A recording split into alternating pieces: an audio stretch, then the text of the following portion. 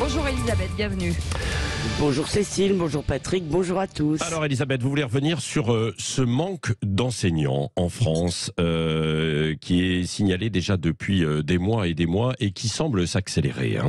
Oui, alors Charles Péguy disait que c'est le plus beau métier du monde après celui de parent, que c'est d'ailleurs le plus proche d'ailleurs.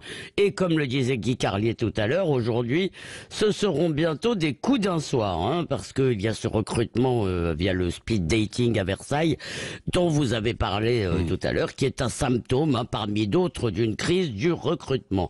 Et d'ailleurs, les syndicats ont écrit à Elisabeth Borne pour lui dire que des personnels allaient manquer pour la rentrée 2022, ce qui ne sera pas une nouveauté comme vous l'avez dit. Alors au concours, ça c'est le symptôme le plus criant, le nombre au concours d'enseignants, donc le nombre de candidats admissibles est parfois inférieur au nombre de postes, ça veut dire qu'il n'y a pas assez de candidats qui ont le niveau pour passer la première sélection de l'écrit. Je vous donne quelques exemples. Au CAPES de maths, il y a 816 admissibles pour 1035 postes, en lettres 60 pour 134, c'est-à-dire il y en a moins de la moitié en lettres, ça c'est en lettres classiques, le latin et le grec. En lettres modernes, c'est à peu près équivalent, il y a juste le bon nombre. Alors évidemment, on a donc le concours plus facilement, et c'est encore plus criant pour l'école primaire, parce que à Versailles, à Créteil par exemple, il y a 2 fois moins d'admissibles que de postes, 2 fois moins. C'est-à-dire on pourrait en recruter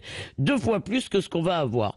Alors le résultat, tous les parents le connaissent, il y a de plus en plus de contractuels, il y a de plus en plus de profs absents qui ne sont pas remplacés, et bien sûr une baisse du niveau des professeurs, parce que non seulement ils n'ont pas le niveau dans leur discipline, mais beaucoup n'ont du coup aucune formation pour enseigner, parce que quand vous faites une licence à la fac, ça vous donne pas ça vous apprend pas la pédagogie. Oui. Comment ça s'explique tout ça ?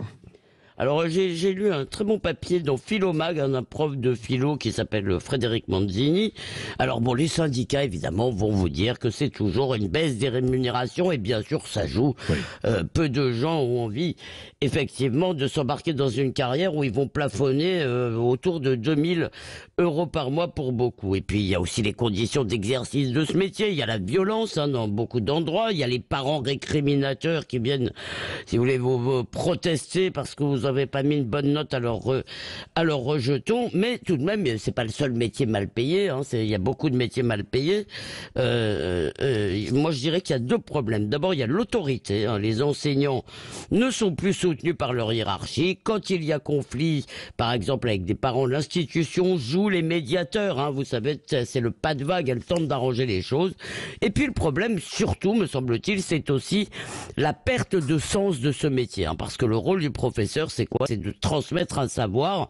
C'est, comme le dit Hannah Arendt, d'introduire les enfants à un monde qui les a précédés. Et je cite encore Charles Péguy, qu'ils ne cherchent point, ces professeurs, qu'ils ne cherchent point à leur tour à expliquer, à inventer, à exercer un gouvernement spirituel et un gouvernement temporel des esprits. C'est à ce jeu que les curés ont perdu la France. Or, qu'est-ce qu'on demande aux profs aujourd'hui, aux professeurs? On leur demande d'être des agents du progressisme, d'accompagner les élèves transgenres, de les sensibiliser à l'écologie, voire de pousser leurs parents à manifester contre le fascisme. On leur demande aussi d'éduquer les enfants à l'égalité, à la laïcité, de résorber les inégalités, de former des citoyens, et on appelle tout ça les missions liées à l'enseignement, qui n'ont plus grand-chose à voir avec la transmission du savoir. Alors au lieu d'être les gardiens d'un sanctuaire qui serait protégé des bruits du monde, on leur demande d'être les porte-parole de ce monde, et voilà pourquoi votre école est muette.